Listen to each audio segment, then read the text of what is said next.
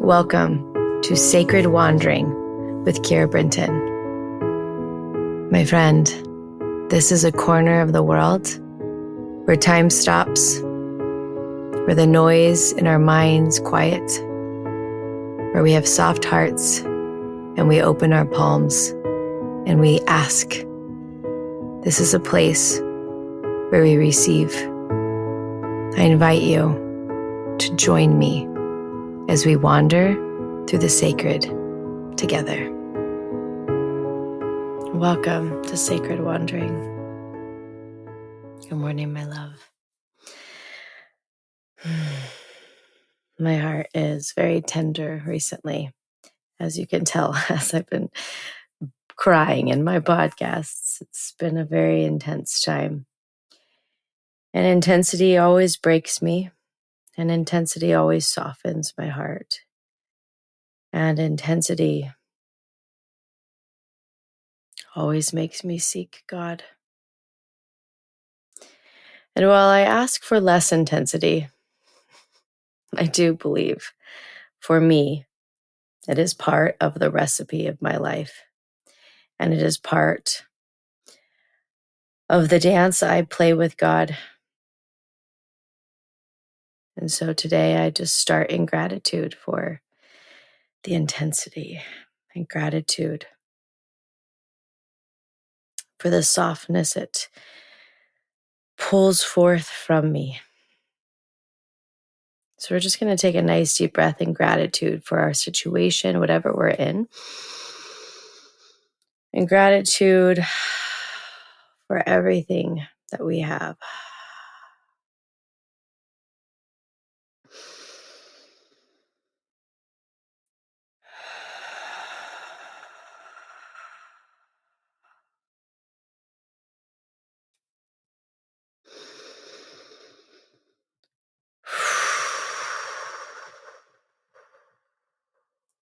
And then we're going to call on our angels and our guides. They will come and circle us, that we may feel them arise, that we may feel comforted, at peace. We're going to ask. We're going to ask that our ears may be cleared, that they may be tuned to the frequency of God. We're going to ask that God may cleanse our third eyes, that we may have access to all of our gifts. We're going to ask that God may cleanse our lips, that they may be prepped, prepared, anointed to speak with God.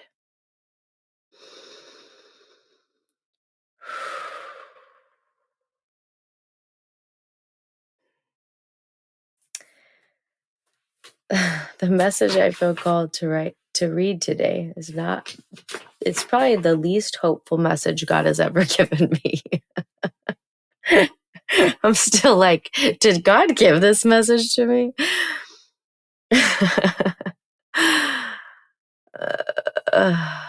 was a time when, entrepreneurship will destroy you and build you over and over again. And this was a time of destruction. This was a time when I received this message of having to come up with $150,000 in 3 days. And I had done it so many times. I had to come up with $150,000 in 3 days so many times.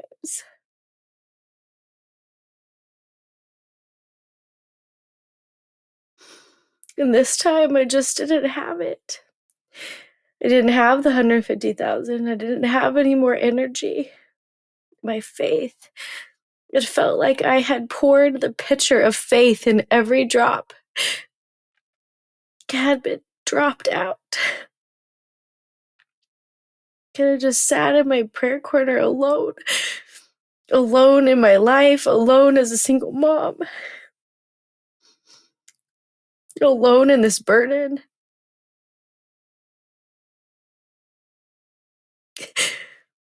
And I went to God and I spent an hour and I still My cells didn't change like they normally changed. My energy didn't have more faith like it normally did. It felt like I just went and not even a drop was poured back in.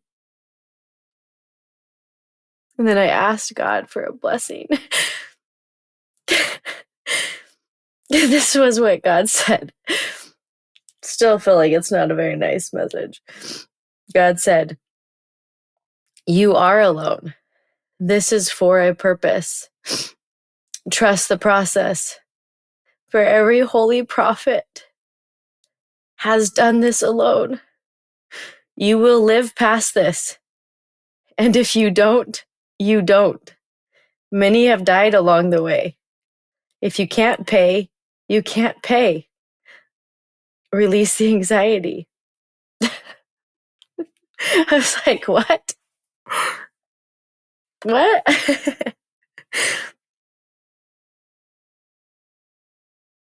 That doesn't feel like a very nice message. And in some way it freed me because I was like, you're right. Like, I just wrote a whole book on prophets.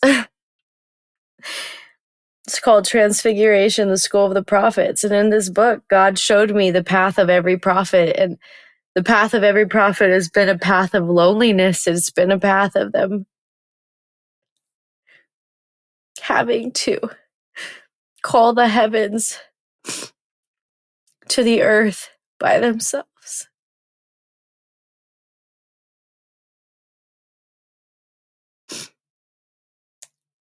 And while many have miracles, many died for the cause.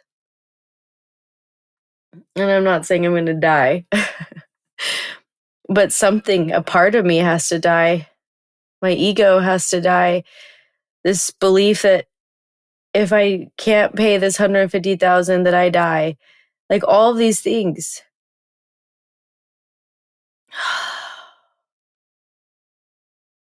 And then God was like, if you can't pay, you can't pay. It's all going to work out.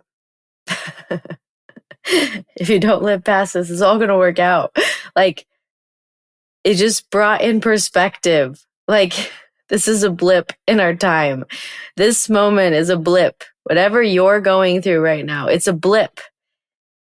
It feels like it's everything right now. It feels like the world is falling apart, maybe. It feels like there's no hope. It feels like you'll never make it through this moment. And like this message from God was like, you're going to be fine. You die, you die. You pay, you pay. Like, it's just a blip. It's like, right. It seems so harsh. It seems so unloving, but in the deepest place, it's exactly what needed to be heard.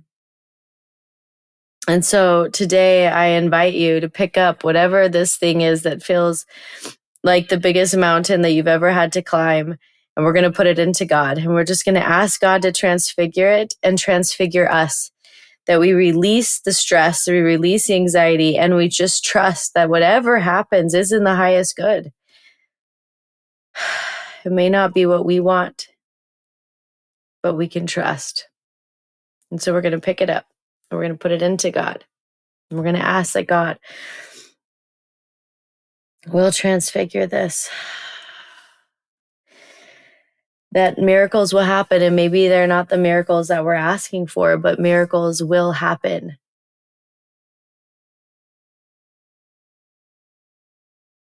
And that's the place of sacred submission. We ask for miracles, but it may not be the miracles we seek. I think about the children of Israel, how they wanted to be freed from slavery for generations. They wanted to be freed. And then God creates the greatest miracle. He does free them by parting the Red Sea. And they walk across. And they watch the sea swallow the Pharaoh behind them. And they got exactly what they wanted. But then they wandered in the wilderness for 40 years. And all they wanted was to arrive in the promised land. That was the miracle that they were wanting. But in the meantime, God was dropping manna from the heavens every day so that they would be fed. God was dropping birds at their feet so that they had food. Moses hit a rock and water came out. If they looked at the staff, they were healed and they lived.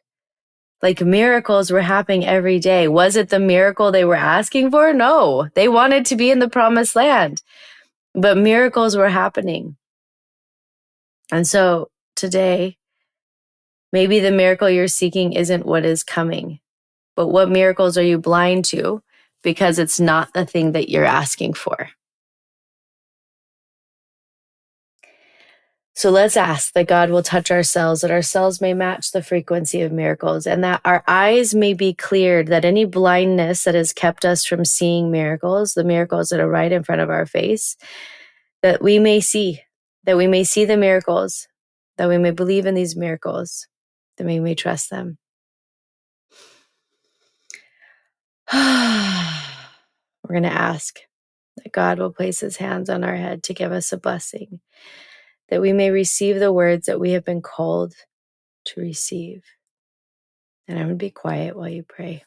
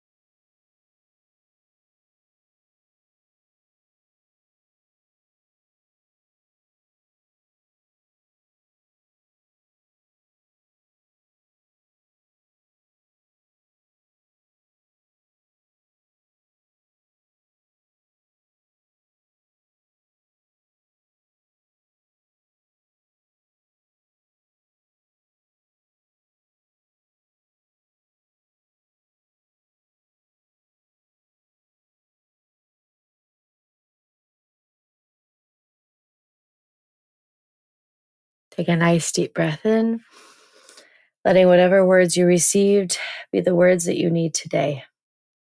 And we're going to open our palms and ask God, what is the number one most important thing you need me to do today? We're going to listen. We're going to receive it. We're going to write it.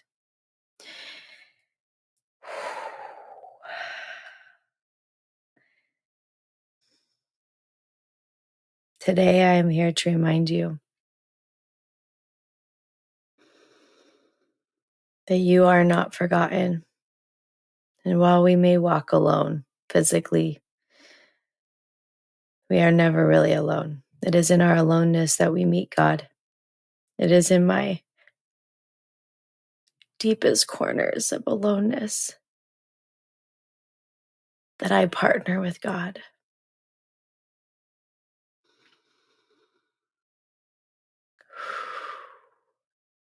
And so may you partner with God as well.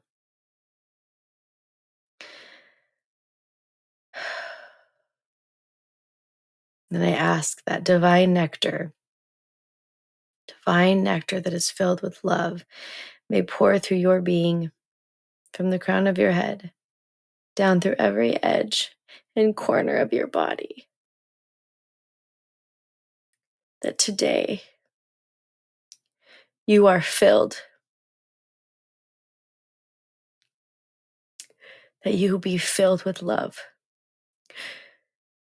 that you will be filled with faith, that the pitcher that may have been empty is now overflowing. And with that, my love, I thank you for wandering into the sacred with me today. And I will see you tomorrow morning in our prayer corner. Thank you, my love, for wandering into the sacred with me today. It is always an honor to hold this space for thousands of us to gather daily in sacred devotion. If you feel called to deepen this practice and join me live, I invite you to be a part of the Sacred Wandering Circle, a private, intimate space where we share our daily blessings in a Facebook group and gather once a month for a live 1-hour session. We come together to bless the body, to pray, and to receive. There is so much power when we unite with others who hold the sacred sacred. If your heart is nudging you, you can find the link in the show notes. And remember, you don't need anyone to help you hear God. You are the conduit. God speaks directly to you. And your prayer corner, it lives within you always.